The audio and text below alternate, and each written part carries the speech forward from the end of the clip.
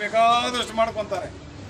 ತನ್ನ ಮಕ್ಕಳಿಗೆ, ತನ್ನ ಮೊಮ್ಮಕ್ಕಳಿಗೆ, ಯಾರಿಗೂ ಬೇಕಾದಷ್ಟು ದುಡ್ಡು ಮಾಡ್ಕೊತಾರೆ. ಆದರೆ ಮೊದಲನೇ ಸಾರಿ ಇವರು ಮಿನಿಸ್ಟರ್ ಆದರು. ಮಿನಿಸ್ಟರ್ ಆದಮೇಲೆ ಎರಡನೇ ಸಾರಿ ದುರದೃಷ್ಟವಶ ಸೋತ ಮೇಲೆ ಮಾಜಿ MLA ಆಗಿದ್ದಾಗ ಕಾರಲ್ಲಿ ಬರೋರು. ಕಾರಿನಲ್ಲಿ ಯಾವ ರೀತಿ ಬರೋದು ಅಂದರೆ, ಕಾರಲ್ಲಿ ಹಿಂದ್ಗಡೆ ಇದಕ್ಕೆ ಹಗ್ಗ ಕಟ್ಟಿರ್ತಾ ಇದ್ರು. ಒಂದು ಸಾರಿ MLA ಆದ್ರೇ ಎಷ್ಟು ಬೇಕೋ ಅಷ್ಟು ಮಾಡ್ಕೊಳ್ಳುವಂಥ ಒಬ್ಬ ವ್ಯಕ್ತಿ, MLA ಆದಾಗ ಮಾಡ್ಕೊಳ್ಳುವಂಥ ವ್ಯಕ್ತಿಗಳು ಇದ್ದಾರೆ, ಕಣ್ಮುಂದೆ ನೋಡ್ತಾ ಇದ್ದೀವಿ. ಆದರೆ ಒಂದು ಸಾರಿ ಗೆದ್ದ ಮೇಲೂ ಕೂಡ ಮಾಜಿ ಶಾಸಕರಾದ ಕೋಲಾರ್ಗೆ ಆ ಕಾರ್ನಲ್ಲಿ ಹಗ್ಗ ಕಟ್ಕೊಂಡು ಹಿಂದ್ಗಡೆ ಡೋರ್ಗೆ ಬೀಳ್ದಂಗಿರ್ಲಿ ಅಂತ ಅವ್ನು ಸೀನಾ ಅಂತಿದ್ದ ಡ್ರೈವರು. ಅವನು ಅನಾನ ಈ ಪಕ್ಕೆಕ್ಕದ್ದು ಆ ಪಕ್ಕೆಕ್ಕು ಯಾಲ್ರ ಸೀನಾ ಅಣ್ಣ ಅದು ಬೈಡ್ಸಿಂದಿದೆ ನಂಗೆ ತಾಡ್ ಕಟ್ಟೆ ಹೆಣ್ಣಮ್ಮ. ಅಲ್ಲಿಗೆ ಕೋಲಾರಕ್ಕೆ ಬರೋದು. ನಂದೊಂದು 800 ಕಾರ್ ಇತ್ತು. ಆ ಕಾರ್ನಲ್ಲಿ ಜಿಲ್ಲೆ ಎಲ್ಲ ಸುತ್ತಾ ಇದ್ವಿ. ನಾನು ಡ್ರೈವಿಂಗು, ಅವ್ರ ಪಕ್ಕದಲ್ಲಿ ಕೂತ್ಕೊಂಡಿರ್ತಾ ಇದ್ದೆ. ಇಂಥ ಒಂದು ವ್ಯಕ್ತಿನ ಎರಡನೇ ಬಾರಿ ಮೂರನೇ ಬಾರಿ ನಿಂತಾಗ ಗೆದ್ದಾಗ, ಈ ಮಂತ್ರಿಗಳಾದಾಗ, ಒಬ್ಬ ಮಂತ್ರಿ ಆದರೆ ಕೋಟಿಗೆ ಎಷ್ಟು ಬೇಕೋ ಅಷ್ಟು ಮಾಡ್ಕೋತಾರೆ. ಬಟ್ ಅವ್ರ ಜೀವನದಲ್ಲಿ ಯಾವತ್ತೂ ಆಸ್ತಿ ಸಂಪತ್ತಿಗೆ ಸ್ಥಾನ ಕೊಡಲಿಲ್ಲ. ಪ್ರೀತಿ ವಿಶ್ವಾಸಕ್ಕೆ ಬಹಳ ಸ್ಥಾನ ಕೊಟ್ಟಿದ್ದು. ಒಂದು ಬಾರಿ ನನಗೂ ಅವ್ರಿಗೂ ಸಣ್ಣ ಒಂದು ಭಿನ್ನಾಭಿಪ್ರಾಯ ಬಂದಿತ್ತು. ಸ್ವಲ್ಪ ಸುಮ್ಮನೆ ಏನೋ ಒಂದು ಭಿನ್ನಾಭಿಪ್ರಾಯ ಬಂದಿತ್ತು. ನಾನು ಹೋಗಲಿಲ್ಲ.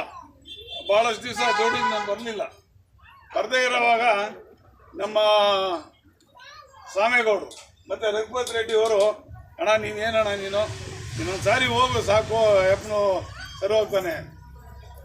ನಾನು ಒಬ್ಬನೇ ಹೋಗಿ ಇದ್ರು. ಹೋದ ತಕ್ಷಣ ಓಹೋ ಏನಪ್ಪಾ ವಚೆ ಹೆಣ್ಣವ್ರ ಅಂತ ಕೂಡಿಸ್ಕೊಂಡು ಊಟ ಮಾಡೋವರೆಗೂ ಬಿಡಲಿಲ್ಲ.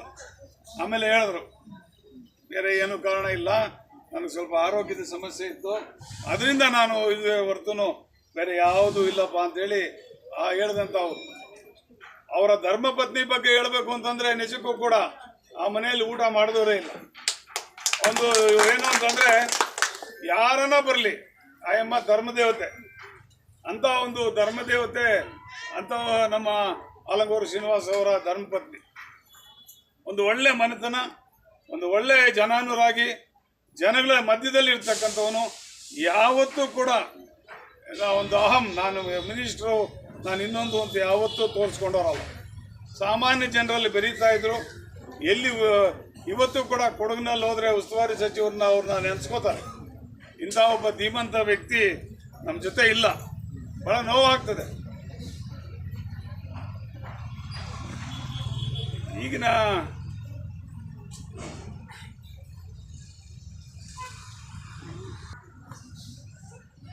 ನಿಜಕ್ಕೂ ಕೂಡ ಬಹಳ ನೋವಾಗ್ತದೆ. ರಾಜಕೀಯನೇ ಬಿಡೋ ಅನ್ನೋ ಒಂದು ಪರಿಸ್ಥಿತಿ ಬಂದಿದೆ. ಅಂತ ಧೀಮಂತ ವ್ಯಕ್ತಿಗಳ ಹಿಂದೆ ಅವ್ರ ಜೊತೆ ರಾಜಕೀಯ ಮಾಡಿ ಇವತ್ತು ಯಾಕಪ್ಪ ರಾಜಕೀಯದಲ್ಲಿದ್ದೀವಿ ಅನ್ನೋ ಒಂದು ಭಾವನೆ ನಮಗೂ ಬಂದಿದೆ. ಮುಂದಿನ ದಿನಗಳಲ್ಲಿ ನಾನು ನಿಮ್ಮಲ್ಲೆಲ್ಲ ಒಂದು ಕೇಳ್ಕೊಳ್ಳೋದು ಒಂದೇ ಏನು ಅಂತಂದರೆ, ಅವರ ಉದಾತ್ತ ಜೀವನ, ಅವರ ಧ್ಯೇಯಗಳು, ಅವರಲ್ಲಿದ್ದಂಥ ಒಳ್ಳೆಯ ಗುಣಗಳು, ಇವುಗಳನ್ನು ನೆನೆಸ್ಕೊಂಡು ಅವರ ದಾರಿಯಲ್ಲಿ ಏನಾದರೂ ನಾವು ನಡೆದ್ರೆ ಇದಕ್ಕೆ ಒಳ್ಳೆಯದಾಗ್ತದೆ ಅಂತೇಳಿ ನಾನು 2 ಮಾತನ್ನು ಮುಗಿಸ್ತಾ ಇದ್ದೇನೆ. ಜೈ ಹಿಂದ್, ಜೈ ಕರ್ನಾಟಕ.